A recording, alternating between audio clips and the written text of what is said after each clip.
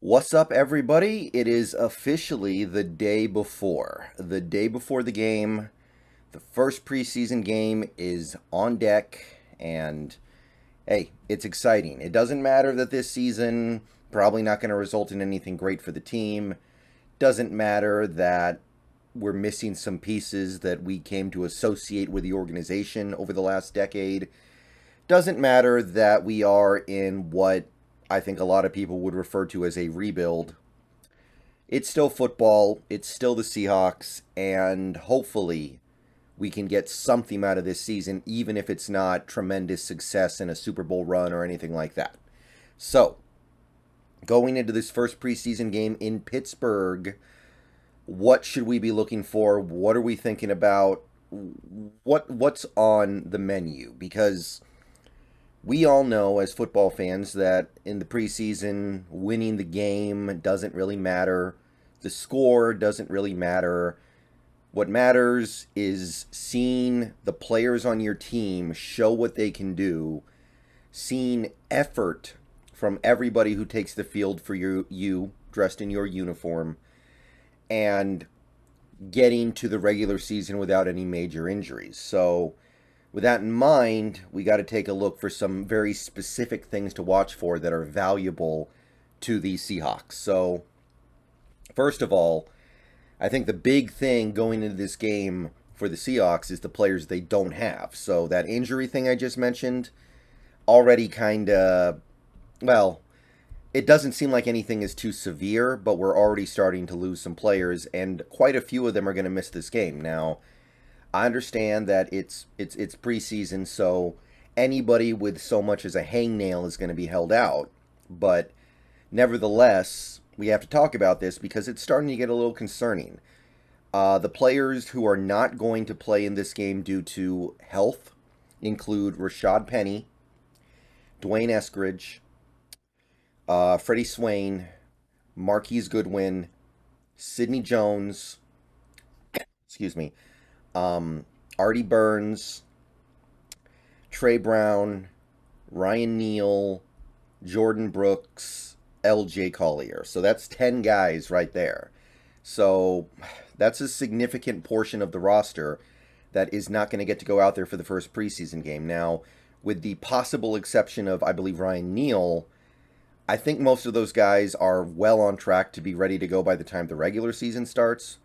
Nevertheless, they will be missing some potentially important time. The good news is, what these guys are missing is being replaced by other players who might actually be more interesting to watch. The offense. Charles Cross, Abraham Lucas, and Kenneth Walker are all getting the start. These are three rookies.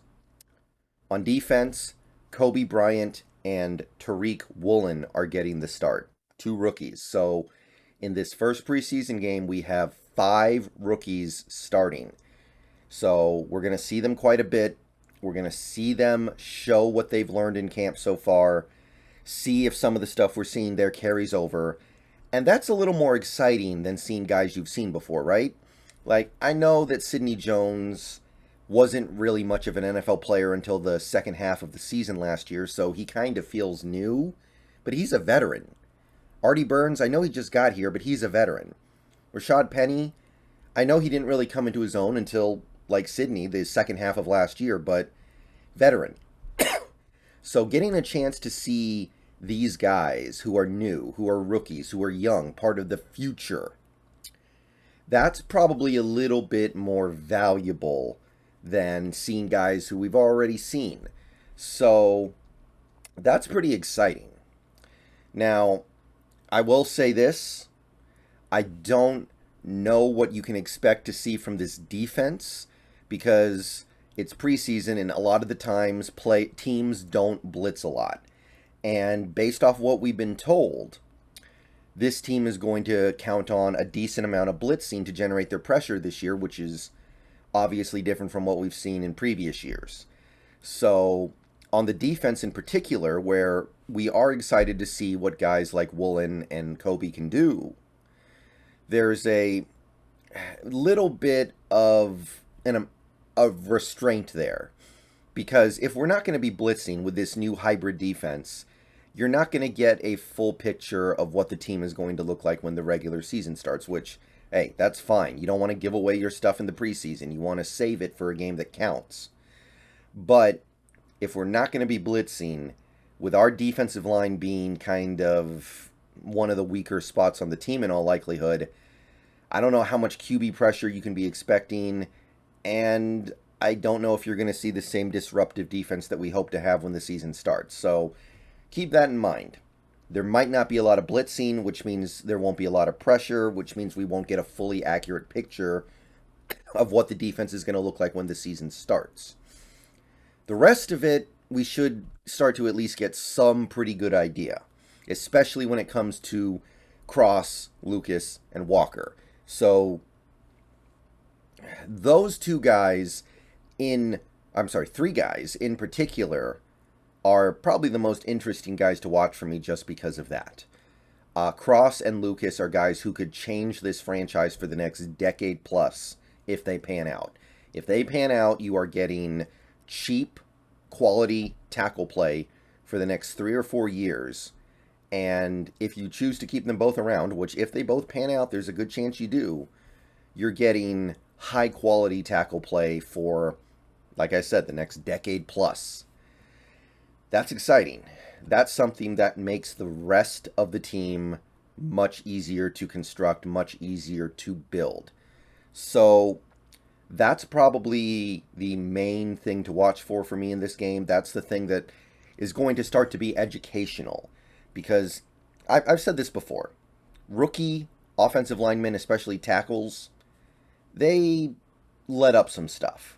They get beat a decent amount most of the time. They have stuff to learn, and no amount of college, no amount of training camp, no amount of even really a mock game or preseason can prepare you for that. But we want to see growth. We want to see improvement. We want to see things head in the right direction for those two guys.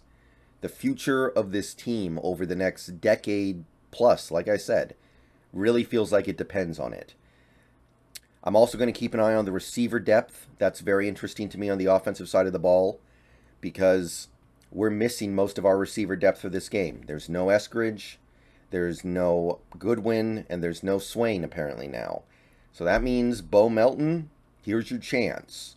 Derek Young, here's your chance. You want to throw Cade Johnson in the mix. You want to throw Aaron Fuller in. Or whoever else. Cody Thompson, who had a great mock game, by the way.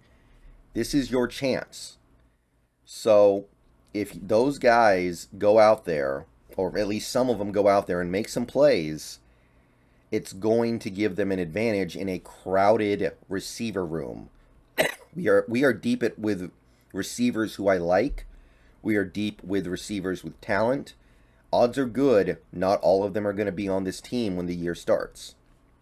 So I think that if somebody like a Bo Melton can, say, make a play or two in the passing game and then show he can return punts, that's something that is going to solidify him on the active roster. So definitely excited to give a guy like that an opportunity. But if he doesn't, you never know. Cade Johnson, one of my favorite UDFAs from last year. Maybe he edges onto the roster. He's been taking kicks too. So offensively, to me, those are the things to watch. Obviously, there's the quarterback battle. We're going to see that start to play out in the preseason. Gino's getting the start.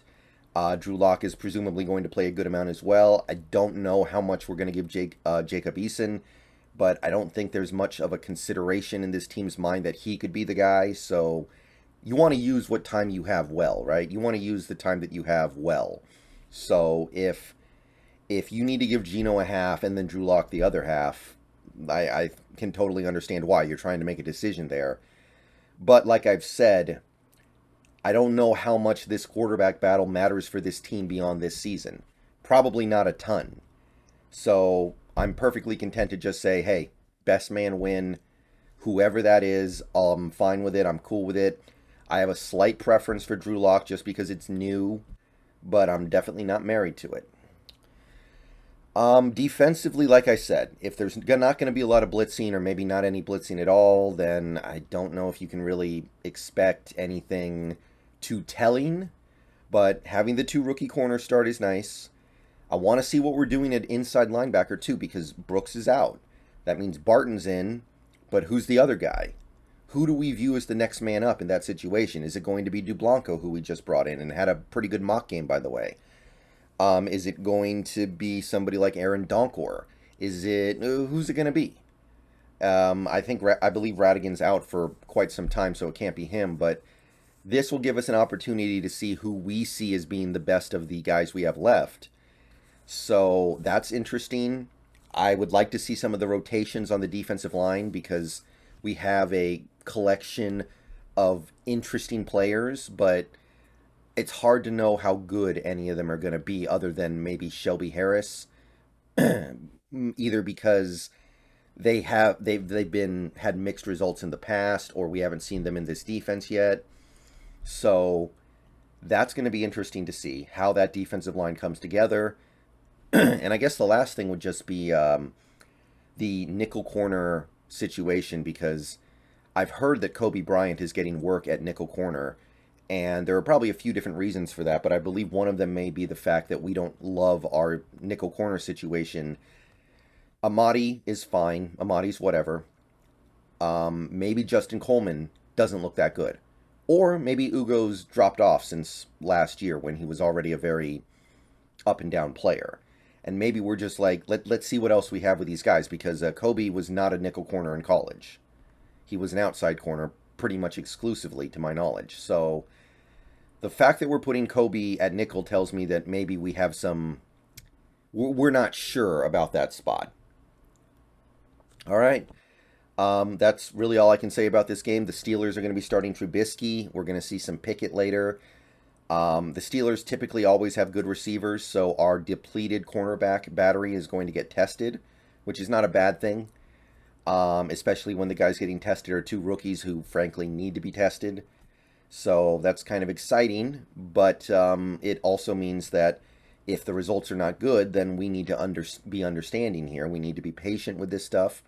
These guys just got here, especially Tariq Woolen. It would not surprise me if he gets out there and maybe makes a splash play or two, but has issues with consistency, issues with doing the little things like tackling. And if that happens, then, hey, he's a project. As far as I'm concerned, he is a project. If he manages to actually get out there and contribute as a rookie this year, I think that's amazing. And as somebody who absolutely loves Tariq Woolen, that's beyond even my expectations. So that's what I'm looking for tomorrow. Not going to be streaming this game. I've already said it before. I have a commitment on that day. Cannot do it. But I will be talking about it after. I will be doing a stream after. And I hope you guys show up. But hey, football's here. It's going to be fun. Going to be interesting. Even if the season doesn't go great for us, it's still always interesting. So let's see which way we go. All right. Catch y'all later. Probably streaming on Twitch later tonight. And go Hawks.